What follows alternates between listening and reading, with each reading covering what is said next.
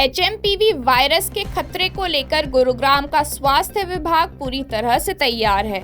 इस वायरस के लक्षण सामान्य बुखार की तरह होते हैं। फिलहाल इस वायरस से गुरुग्राम को कोई खतरा नहीं है।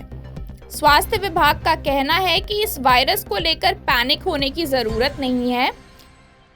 पहली बात तो एचएमपीवी कोई नया वायरस नहीं है। HMPV it's a known virus. पिछले ऑलमोस्ट 24 साल से वायरस जाना जाता है और अभी अनावश्यक रूप से पैनिक होने की कोई सिचुएशन नहीं है, क्योंकि अनावश्यक रूप से एक हाइप बनी हुई है एट प्रेजेंट ये एचएमपीवी को लेके, और चाहे वो इनिशियली 1, 2, 3 करते हुए 10 केस तक की बातें चल रही हैं। ये पर्टिकुलरली ये जो वायरस है ये रेस्पिरेटरी सिंसिटियल वायरस एक फैमिली है जो मीजल्स मम्प्स की तरह नहीं, साथ में सेम ऑलमोस्ट ये उसी फैमिली का एक हिस्सा है।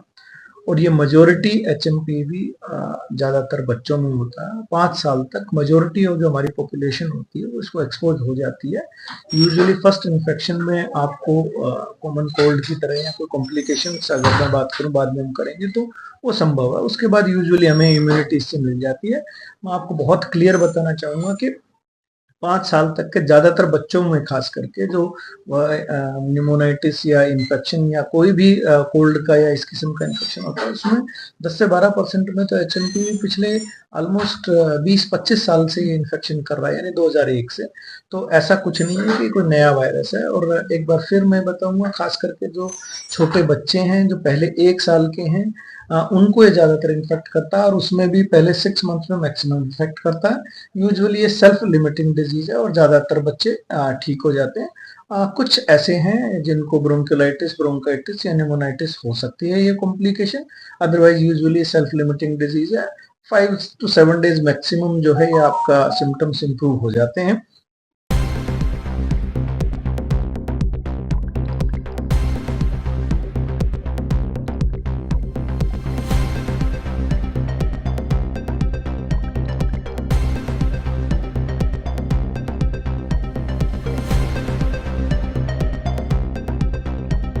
हाँ, बच्चों के अलावा कुछ लोगों में, जिनमें खास करके बुजुर्ग जो 65 साल से ज़्यादा हैं, या सीओपीडी अस्थमा के पुराने पेशेंट्स हैं, या जिनकी इम्यूनिटी कॉम्प्रोमाइज्ड है, चाहे वो एचआईवी एड्स की वजह से हो या आपका कैंसर हो या कोई ऐसी कीमोथेरेपी या कोई इम्यूनोसप्रेसेंट ड्रग्स पे हो, उनमें भी कई बार इस इन्फेक्शन के होने के चांसेस हो सकते हैं या कॉम्प्लिकेशन होने के चांस होते हैं।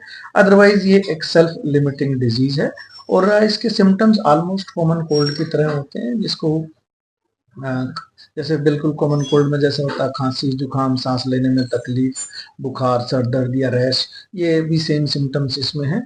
यूजुअली मैंने बताया जैसे सेल्फ लिमिटिंग डिजीज है तो आपको ऐसी दवाइयों की जरूरत नहीं पड़ती, लेकिन यदि आपका 3 दिन से ज़्यादा फीवर है, 103 डिग्री से ज़्यादा फीवर है, सांस लेने में आपको तकलीफ हो रही है, या आपको अगर मैं ये कहूँ कि लिप्स, स्किन या आपके नाखून जो है नीले पड़े यानी ऑक्सीजन की कमी है, तो ऐसी सूरत हाल में आपको हॉस्पिटलाइजेशन की जरूरत पड़ती है। अदरवाइज इसमें हॉस्पिटलाइजेशन की भी जरूरत एज सच नहीं पड़ती।